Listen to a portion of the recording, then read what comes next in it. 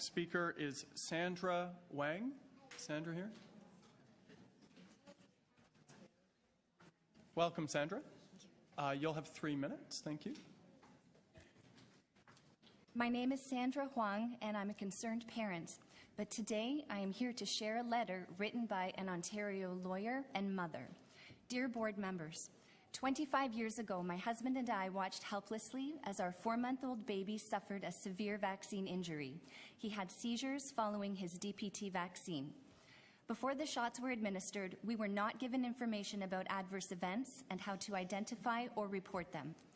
My son suffers from neurological and other problems.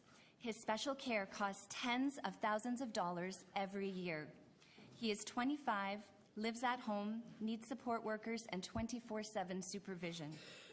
He cannot cross the road on his own. He is taken to parks or the library where he reads Thomas the Tank Engine books. He is very sensitive to sounds. Sometimes hearing running tap water is painful. He has obsessions and listens to the same song over and over and over again. This should have been the prime of his life: college, work, friendships. Instead, he sits alone, blowing soap bubbles like a 3-year-old, an eternal child in an adult's body. We spent hours researching therapies, traveled across North America to specialists, left careers behind. We are the full-time caregivers of a severely disabled son. Ours is not a 1-in-a-million story. Vaccine injuries are rarely reported.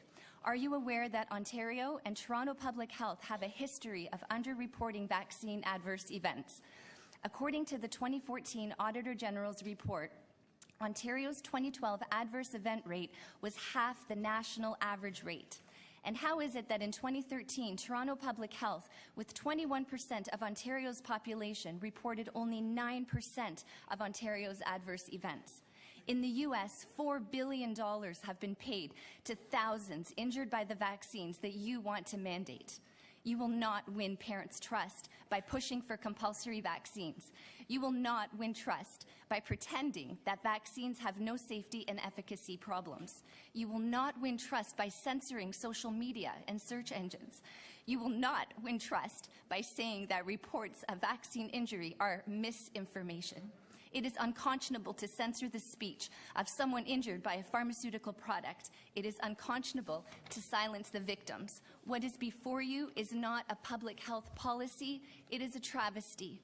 As a lawyer, I believe the recommendations before you, directly or indirectly, violate rights protected by federal, provincial, and international legislation, including the Charter of Rights and Freedoms and the Ontario Healthcare Consent Act.